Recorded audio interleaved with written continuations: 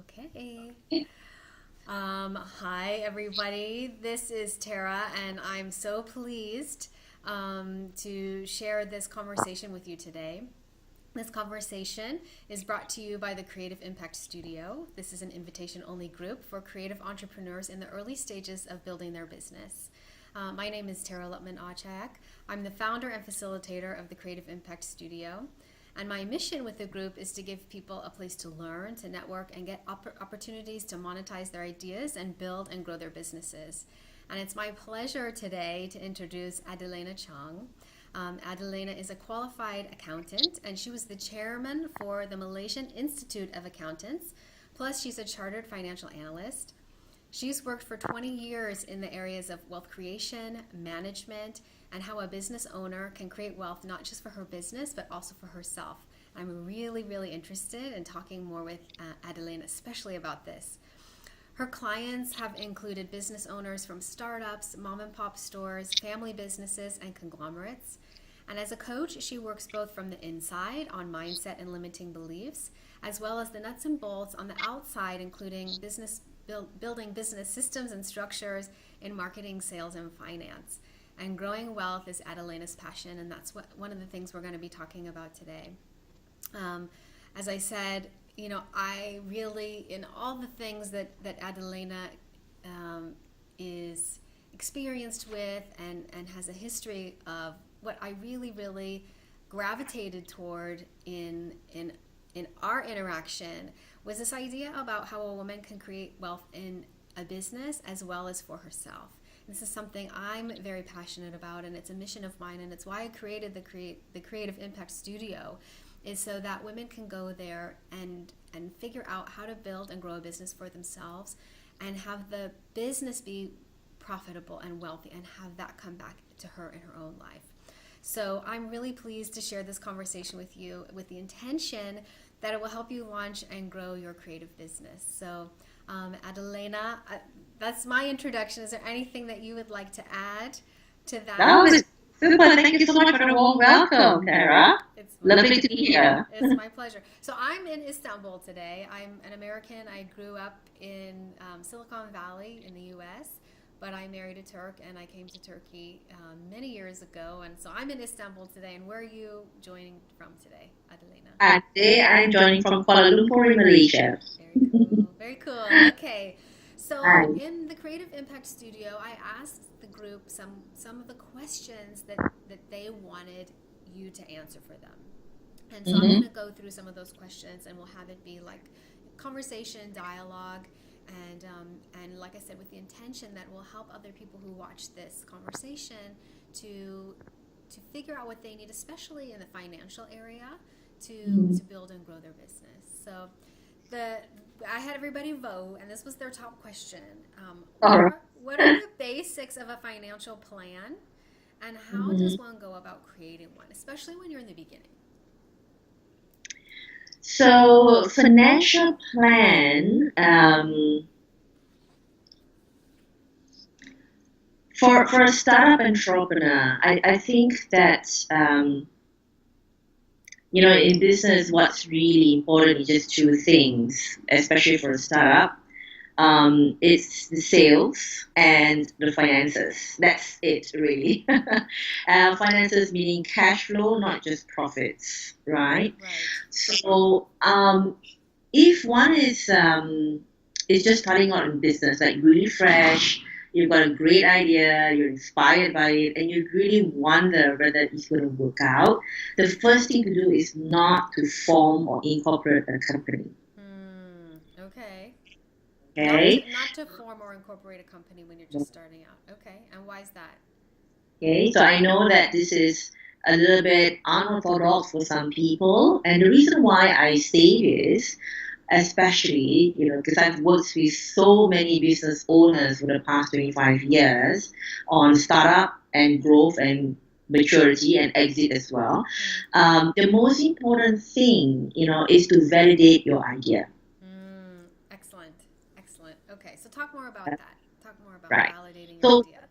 exactly. So validating the idea. So before you actually invest in all the structures of a business, right, which is like you have to have a company, a legal entity, You spend some amount of money on that, opening a bank account and so forth. That's how we've been kind of conditioned to think. That's what we need to do if you're in business. But the first and foremost thing is you've done all structures and everything, opening a bank account, put some money in, things like that. Think about an office space and so forth.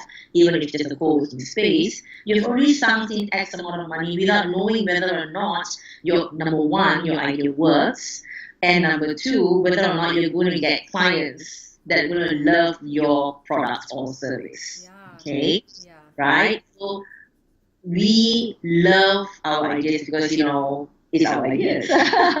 And it's really fabulous. And the thing is that we love it so much that we believe that everybody else, why shouldn't they believe it? And why shouldn't they love it too? And Be it's not as that excited as we are, right? Be as excited and inspired by our ideas as we are. Yeah. Absolutely. It's so exciting, right? Coming out, doing your own business, and especially when it's creative entrepreneurs, you're really passionate about, what it is that you have out there to offer. And the thing is that when you haven't fine-tuned certain things, it's not necessarily that people will not be inspired by what you have to offer, whether it's the product or the service, but it is about the nitty-gritty of actually seeing what people would really take out their credit card for and buy. Right? So it may be just a little bit of a tweak, in maybe perhaps not just your marketing, but perhaps a little bit of how your product is presented. What is the purpose for it? So your initial purpose, perhaps, so I'm just going to share a particular example over here, right? We talk about Uber, Uber, and in Malaysia, we have our own similar Uber thing that's called Grab, okay? So Grab, grab the car, right? Grab the taxi, okay? So what happened with Grab was this. When they first started, they actually thought, it might be really, really good to kind of do this the same thing for Uber, but for taxis. So they started it with the taxi concept. They actually had to, go, even the founder had to go one by one to the older, taxi drivers, the younger taxi drivers, it doesn't matter, but, he had to teach them how to use the app on their phone and how that's going to connect, so that they can pick up passengers as a taxi driver from literally any location. Okay, it can be just by the street, it can be by a highway. If somebody breaks down by the highway, they could call a taxi through the Grab app. And what happened with Grab after that was that they had so much resistance from the authorities as well as from the taxi drivers that it never really took off. Interesting. Okay. Now, so this is what you're talking about validating your idea. There's a good idea. They're adapting it to taxi drivers, but when they went to test it, they got a lot of resistance. Absolutely. Okay. Absolutely. Okay. It's a fantastic idea. I mean, who wouldn't want it, right? As a consumer, you're thinking, I never thought of it. If I'm in a highway, and this always happens, who's going to rescue me kind of thing. And I have my phone with me. I've got data on my phone. I can just, go to this app and click and, a taxi's going to pick me up, and things like that, right? So it never happened that way, right? And especially, for us women as well, if we have a bit of an emergency and, our hostess is not around, we can just quickly just call a taxi and, on the Grab app, and they can pick us up from anywhere if we fell down somewhere or whatever. They can just directly get to us. So logically, there's no issue at all, and for the taxi drivers as well, it'd be really great, because what the problem that they were trying to solve was that, hey, taxi drivers had to kind of circle around town, right, looking for passengers, right? Or they have a really long queue waiting at a taxi stand, So this would make sense for them because you're bringing the customers to them, right, through the Grab app, and it's a really great idea, right? It didn't take off that way really, really well because there was such a huge resistance to technology, to using technology. There was such a huge resistance from the authorities as well because they felt that they would not be, they won't be getting the kind of licensing fees, right? So what then happened was they then turned to a similar concept like Uber, and then they opened it up to anybody who wanted to actually become even a part-time driver, or even consider like in transition jobs, that they could just be a part-time driver while they are transitioning for the next job that they're going to and things like that. Senior people could actually do something useful in their day, driving around, earning some pocket money as well. They're already retired.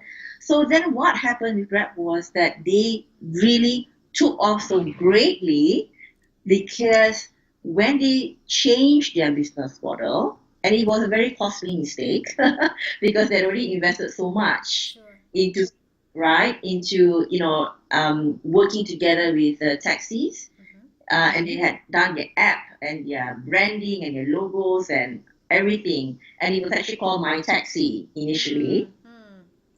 And then they had to then switch that across to Grab instead. And then having a new whole, target market completely, to match for this business model to work. So validating your business ideas first and foremost is really important, because through that process you will also understand what are your costs involved. So there are two types of costs involved. There are variable costs, there are also fixed costs, right? So variable costs are costs which you will incur in order for you to generate that sale. Okay? So if you were selling a particular product, for example, if you had books to sell, for example, right? What would really contribute to the production of the book, right? You may have some publishing fees, some shipping, whatever that may be. You want to put that across to, like, you would understand that for each particular book, this much of variable cost will go into that sale. Okay, if it's fixed cost, it will be like one-off, right? You'll have a website, for example, you'll have an e-commerce site, that will be a one-off cost. Okay, if you had to have some advertisement marketing cost, now generally marketing cost is attributable to how much sales that you are going to be driving at, so that will be a variable cost, right? If you would have a warehouse, for example, and if your warehouse is a fixed cost and not cost per book, then it will be a fixed cost. Okay, so this is the way where you would really identify your cost structures. You will also understand whether it is a viable business to do. Why I say you will want to look at variable costs and fixed costs is because, first and foremost, if your sale per item less your variable cost, you're still making some gross profit. Okay? That means your business is going to be quite viable. Okay, say that again, Adelena. That's really So important what you said. So sales less your variable costs, okay, and you have a gross profit. Okay, that gross profit it really means that you have a viable business moving forward. Because it costs you less to make a sale. Yes, so you'll have a profit, and because you have a profit, it can be, say, a 20% profit, it can be 60% profit. It doesn't really matter. But whatever that profit margin is, so we are talking about margins right now, right? So your gross profit, you divide it over your sales, you'll know how much, per sale, per dollar you're gonna make out of. Okay, this is really important. And it sounds Yeah. like, in this question, the basics of a financial plan, it sounds like you can keep it really basic, especially in the beginning. And with this idea that you need to validate your idea. You need to see that your idea that you're so excited about, that someone else is equally as excited, that it serves them in the way you think it will. And if it doesn't, like the example you gave with Grab, that there are some tweaks that you do, or pivots, as they say in the industry, right? That you can say, okay, and you only learn that when you go and test it.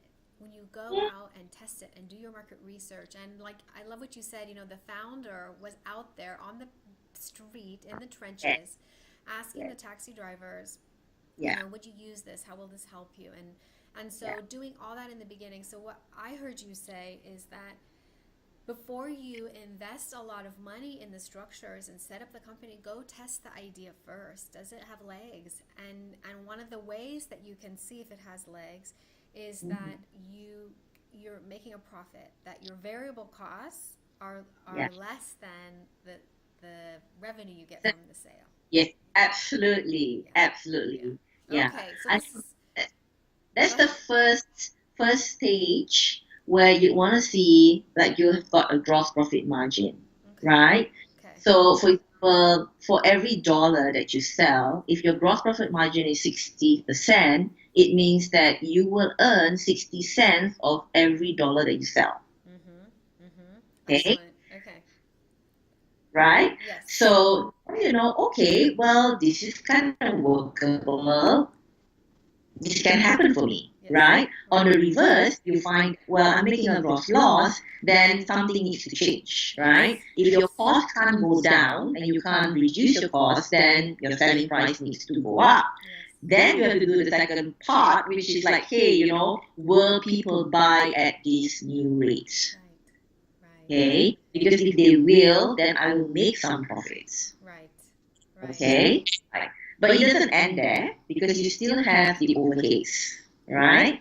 So some of the questions that people always ask is like, how do I really see whether this business plan is going to be workable, right?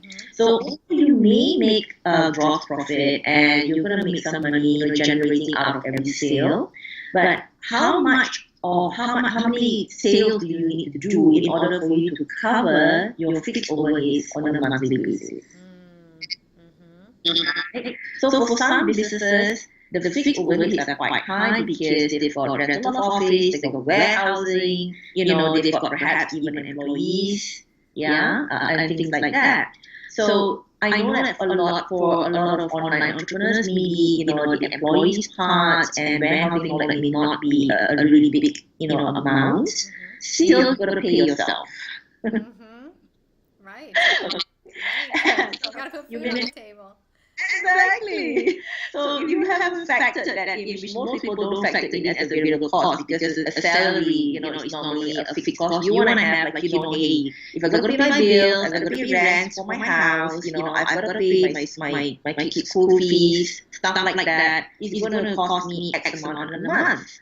Right? So you got to know what that figure is too, right? So if it's like, say, 10,000, then you got to know, well, my fixed overhead then, which salary to me is 10,000, right? It covers everything that I require to live, have a roof overhead and, food on the table. Yeah.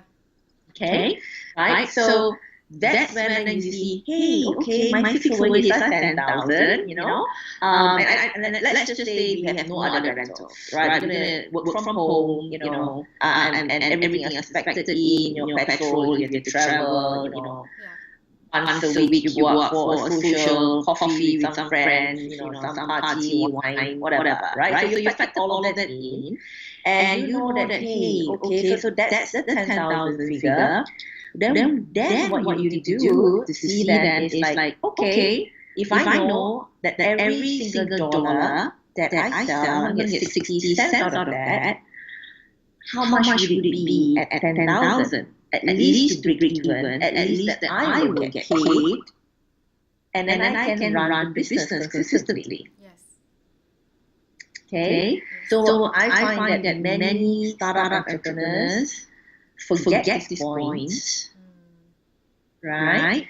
Because they may have started some savings from their 9-to-5 job or savings somewhere, and then they're running their business on fuel, more vapor after a while. Okay. And then you feel panicky and you want to give things up. You want to give business up, and you think, I can't do business, or whatever reason you think that your idea may not be that great. But that's completely untrue. Excellent. I'm so glad you're transitioning into this. Keep going. Okay. Yeah, excellent. Yep. So the whole idea is to be really, really in touch with your figures, knowing how many sales you need to do in order for you to achieve what you really want in terms of your fixed overheads as well. Know what's your basic break-even points, what we call it, right? That will at least bring you down to like a match, right? And then go out there and do the lead. Right? Because by that stage, you already had your target market research, you know what's the pricing points that people will purchase, right? And I also want to just put across that when you're doing a financial plan and you're testing target market, spread it out a little bit further from your warm market, your family and friends. Like you may not know anyone outside, like the whole market completely, but you could have friends or family that have friends, and that's at least one remove, and then have them, speak to them, ask them to participate in your market research and sell something, right? Sell something so that people when people have to pay for it, then you will know, okay, it's working out. They will pay this. Yes. I'm glad you brought that up. And this is a lot of the work that I do with my own clients is kind of testing this idea. And you can get one client, you might get two. Can you get 10? Can you get 20? Can you get 30? And I worked for the U.S. Department of Defense for a number of years as a data analyst and information specialist. And it was all about getting these points of data. So you go get one point of data and that will tell you something. And then you go get a second one, and then you go get a third one. And then you can start to see patterns, and you can start to see, here's what people will pay for. Here's what they won't pay for. Here's the people who are coming to me and using this service that I've developed. So the more of those that you can get, starting with friends and family, going out from there, the more data points that you can get. So that's really where your market research is, and figuring out, validating this idea. But what you're bringing in now too is looking at the figures, at the numbers. And so, I'm going back to my questions here. So the number one thing people wanted to know about were the basics of a financial plan and how does one go about creating one. And I think you've shared some really very basic numbers that people can start tracking, and those are going to help them see, okay, this might be a good idea. Is it viable? Are my costs lower than my revenue? Is it viable? And so some of the next question I was going to ask, what basic business foundations should a creative entrepreneur start with? But what I'm hearing is that it's really about this work in the beginning, is testing your idea and looking at the numbers and seeing, does it make sense? Is it sustainable? Right? I'm looking at my other questions here. Yeah.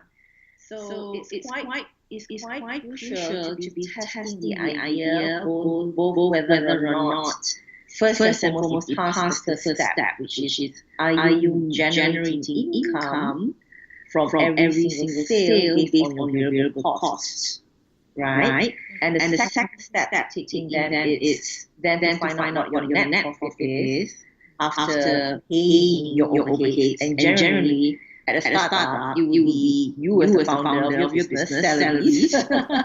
Okay. And I always like to say that, put in a nice buffer for your salary, like don't shortchange yourself. Like you used to earn 12,000 a month in a corporate job, then at least 12,000. Just because you started your own business, it doesn't mean that you should earn less just because it's your own business, right? So at the very minimum, what you earn before, then you know that at least covers all the necessities. Because sometimes we don't know how to price ourselves as a new business owner. And so that would be a good place to start. Yeah. Okay? So your business needs to make, at the very start, it has to make at least that amount of money for you. And when you say it has to make that, do you mean that's the net profit? Yeah, that's right. So it's got to make enough to cover your salaries, for example, 12,000, then your gross profit in effect has to be at least 12,000. That brings you down to a net profit of zero, basically, right? But that's okay. right? At least it covers, you know that it covers that. And if you want to make and start to make a certain amount of net profit after you've paid off everything, then you decide, okay, well, how much net profit do I want to make every month, right? Is it 2,000? Is it 5,000? Is it 20%, of my sales, right? Whatever those figures are. And then you tweak the variables, okay? So if you know that your cost is going to be more or less fixed, whether your variable cost is fixed, your fixed overhead is fixed, then the only figure to tweak is your sales figure. And right, so the sales figure is just basically quantity multiplied by price per unit. So you either increase, your price per unit, or you sell more. The quantity. That's it. It's simple. Don't make it complicated. Sometimes it's like very overwhelming. Just think, oh my god, I'm just not into figures. I don't understand this thing, and you feel like you need to have an accountant to get through these things, and then you're talking account jargon, and then you're thinking, oh my god, this is complex. I can't even start doing this thing, right? But there's nothing complex about business, especially for a startup. It's as simple as that. And if you keep to these simple basic rules, the 3 points here, which is achieving your gross profit, achieving your salaries, and don't short yourself, and then make sure that you also cover your gross profits, that covers your salaries, and even come down to a zero net profit, that's fine. But that's the place to start, and that's it. Well, you make it sound really simple, Adelena, but I'm glad that we're recording this because I've taken notes, but I know I'm going to have to go back and put all those figures down again and go check my numbers. First. Yes. And I want to move into, okay, so this is really like nuts and bolts, which is one of your areas of expertise. But there's another area too, and that's on the internal pieces, the mindset. And those kind of things. Can you talk about that a little bit? You touched on it a little bit, that it can be frustrating. And the example you gave for Grab, that if they found out that, the model as we mapped it out does not work, that's a point when a lot of people throw in the towel. That's a point when a lot of people say, I'm going to quit. I'm going to give up. I'm going to stop. So can you talk about, you can talk about your work on mindset in general, and also kind of how we can use that at this point. I mean, the question I had for you is, kind of how does mindset help or hurt? Because I think it can do both. And so I think at that point, especially when you need to pivot, when you need to find a different solution, you need to find a different way of doing things because what you're doing isn't working. Can you talk about that piece, the internal piece that an entrepreneur needs to have, and how to develop that? Okay, that's good. So I think all of us, at different phases in our lives, hit a certain stumbling block. Whatever those blocks may be, it may not necessarily just be a business obstacle. It could be a variety of things in life, right? And I think that if you've gotten this far in your life, for anyone, you have overcome a fair amount of hardship, right? And those skills, and it is a skill, they don't ever leave you. Okay? So you're saying, remember that you didn't get here in a blink of an eye. But to get to this point in your life, you have had to overcome some hardships. So tap into those, you're saying. Yeah. And the important point is sometimes we forget how far we have come to where we are. Right? And if we just take in a step back and say, you know what, it's okay to fail. Okay? It is really okay to fail. I've overcome this so many times in the past already, anyway. And I found a different way to succeed.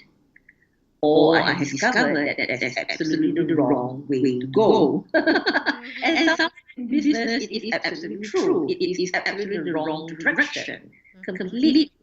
Right? It doesn't mean that, hey, you're not smart, or you're stupid, or you're a complete failure, or you're a loser. None of that. It just means that the universe is showing you, hey, I'm knocking on your head right now. This is the wrong place. This is the wrong direction, and that's just all there is. But what comes out of that is the realization that what then, and asking ourselves this question, what then is the way to go? What's really meant for me, right? In this aspect, what am I really meant to learn and grow with here, right? So connecting back to why you got started in the first place. Good, good, very good. Right? Why did you get started? Why do you do this? Did you connect with your soul firstly, or did you connect with your logical mind? Right? When you got started, was your why a why that came through from, hey, I really feel it in my bones and in my heart, and like every time I think of this and my why, it sends shivers down my spine, because I know this is like really something so big and immenseful and so phenomenal that I know this is really meant for me. Or did you just like think of like a business idea and think, I think I'm going to be able to make some money out of this if I were to do this? Yeah, that's so beautiful. That's so beautiful. And I'm going to ask you in just a second your definition of failure and your definition of success.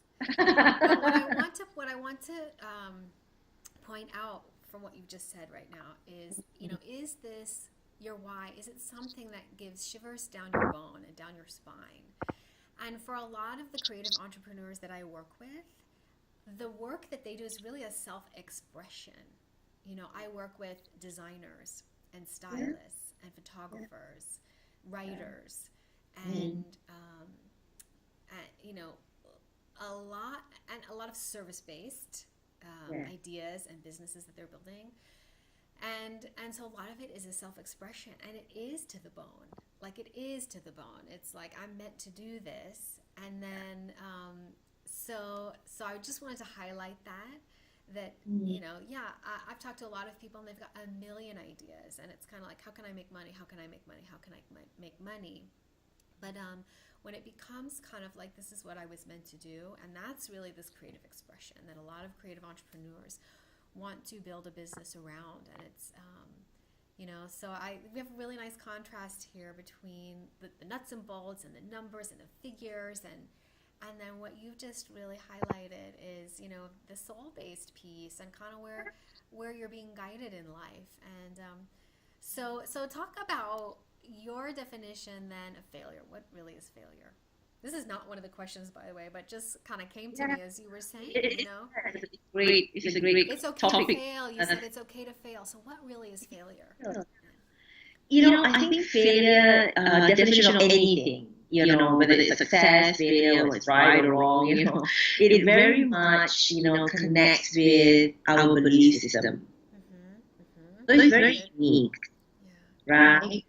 What a person deems as failure or success or right or wrong very much connects with what belief system this person has come through their conditioning of growing up, how they were brought up, and their past experiences as well. Okay, so someone could actually say, I really failed in this business because I lost $1 million. Okay, but another person could really say, well, I'm glad I lost the $10 million because now I've got $100 million idea. He's going to say, well, $100 million and $1 billion, like what Elon Musk is doing, for example. Right? And so the whole idea is how you see things. Right?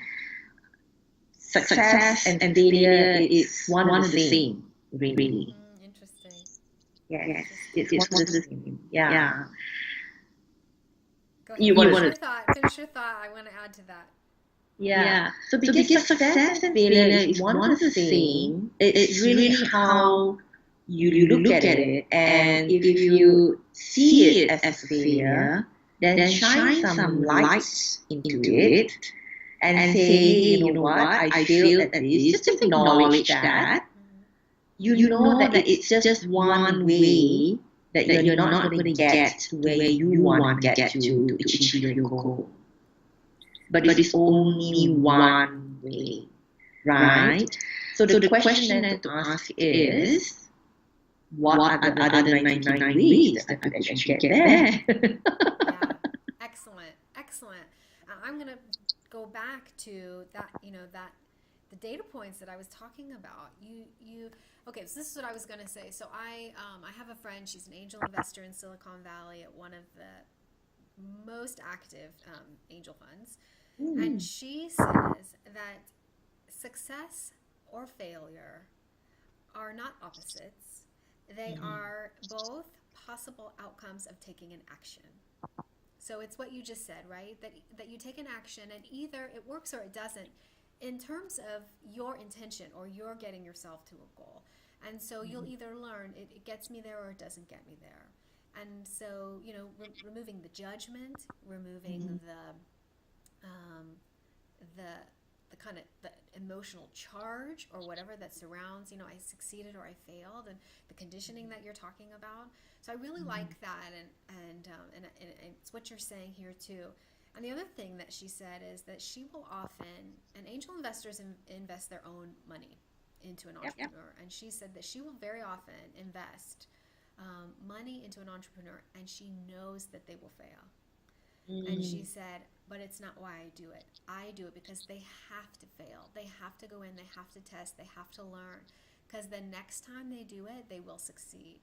And so it's interesting, that talking about this idea about success and failure, and that it's really just about, okay, that's not the way that I'm going to get to my goal. That's not the way I'm going to get to my goal. That's all it is. And you can remove the judgment or the right or wrong about it. So that's really beautiful, Adelena. Beautiful. So let me check in here. Yeah, so let's just finish on this note, and because this really for me, when I moved to Turkey, and I left my job with the Department of Defense, and I didn't know Turkish, and I lived in a small town. There was not a lot of opportunity for me. And so that was my first foray into entrepreneurship. I started my first online business, and it really, for me, was about financial freedom for myself, creating my own way and my own path, and figuring that out. And it was definitely not easy, and I had lots of success and failure, and still to this day, that is part of my journey.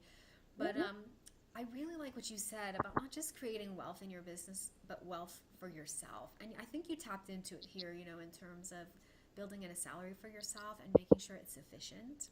Yeah. So can you talk about, from your perspective, this idea of growing wealth and how a business can help us do this, and how it's not just the business, but we also get to grow wealth for ourselves? Absolutely. My favorite topic. Great.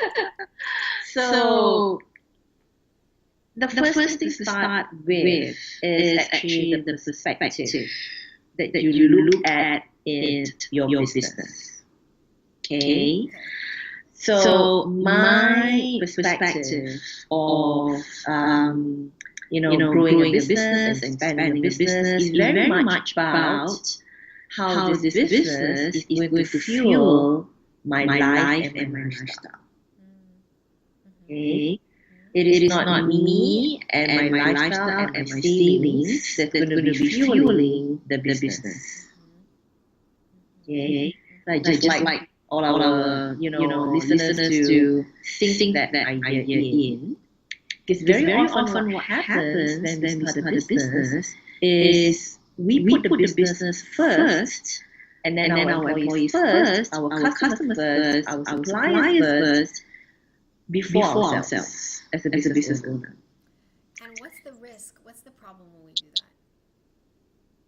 You run on fumes. You get into personal, credit disaster lines. You will lose, everything, your home, your cars, your properties, your assets, for the business, because the priority is the business and never you.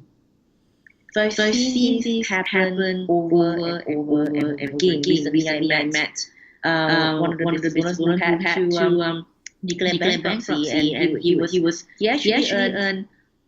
He had a construction company, and he was doing really well. And then for many years, and he was above average, family. His wife, his kids were doing so well. And just because of one mistake, by he calls it in words, trusting his friend, and going to supporting his friend in a business venture together,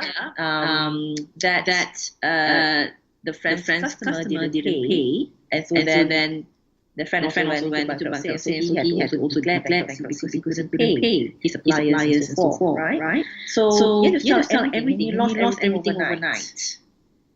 Okay, and it was a very bitter to pay, because now he doesn't even have home. His kids have to live with in-laws, right? And he had to move to the big capital city and become a Grab driver, for example, or a Uber driver. Yeah. right? Because he couldn't get a job. He has a very good degree from the US. But companies wouldn't employ him because he had a thing that says you're a bankrupt, and so companies didn't want to employ him. He went so many interviews, because I had a conversation with him, and I see this relatively often, and that's why I say that why do you get started in business like this? Really knowing your why. It was a dream to serve a community, to serve a tribe, make a difference in the world. But primarily as well is to create a much better life for you and for your family. So don't compromise that. Don't settle that for your business. And as you're going along in growing your business, set some boundaries, clear boundaries, and good habits. So as you're earning salary, start with a good salary first and foremost. Really work your business to get it. It's not gonna happen overnight. We all know that. But work your business to that level where you know, okay, in 2 months, in 3 months, I'm gonna be meeting, the salary that I want, and then what's next, and what's next, and so forth, right? So when you do that, and then have very good habits, like pay yourself first. Okay? Pay yourself first, above everyone else. Pay yourself first, because when the economy turns reverse, or for whatever reason, some regulation just comes up, and it affects your business, guess what? Who's going to bail your company out? No venture capital is going to bail your company out. You are going to be the one who's going to be bailing your company out, right? Yeah. Well, and if you had good habits prior to that, where you set aside money for yourself, every month you're consistently setting aside money for yourself. You can call it a retirement fund. You can call it a freedom fund, whatever fund it may be. But it can be a business fund, for that matter. But you do not touch that, and be very disciplined about that. That will set you to be a very prosperous business owner. When you make decisions based on the fact that you have it, you're not going to compromise yourself with your customers. You won't compromise yourself also with your suppliers. You won't be held ransom by your employees either. It's things like this that when you have it, you know that I have choices because I have that money aside for me anyway. I'm not going to touch it no matter what. I know that. I'm just going to accumulate that as I go along. So a rule of thumb is at least 10% of your salary is set aside that you do not touch no matter what happens, no matter what disasters happen out there in the world, or with your family members or extended family members or whoever. it's not money that you're going to touch for any reason of that matter. Okay, and that will set you aside, and as you go along as well, then of course there are other strategies that you can employ where you will always be, as your business grows, your if you set aside 10% and your business grows, your salary goes up too, so your 10% grows up as well, right? So it's always growing in as your business grows, your own salary and your savings will also grow at the same time. Okay. I just want to say this as well. Like a lot of business owners start a business and think that, well, the business is my asset, the business is, my life savings, that's my retirement strategy as well. And I want to say that in my experience of seeing like 20, 25 years of different levels of phases in businesses for different business owners, 9 out of 10 do not get the value of their business at exit that will commensurate you for putting your blood, sweat, and tears the last 20, 25, 30 years. Interesting. Interesting. So what I'm hearing is that when you put yourself first, when you pay yourself first, when you put aside 10% and you can sit on that value that you've created, it puts you in a point of power where you don't have to be held hostage by employees or customers or suppliers, because you can make different kinds of decisions, and that actually makes you a better business owner, a more powerful business owner. And what you just shared too is that the people that you've seen 25, 30 years down the road, that they don't get the value out of their business that they think they would when that's their retirement plan. So having a separate, saving money out for yourself and valuing yourself and creating wealth for yourself in that way sounds like a really good idea. And Yes. to do that from the outset and have that in mind from the outset, I think is really important. And Yeah. And implementing it, putting it into action, it's nice to hear about it as a theory, but it's actually really only, you really only benefit out of it when you do implement it and put it in action and be very firm, with your boundaries and your systems to set, right. money aside, not touch it for no matter what.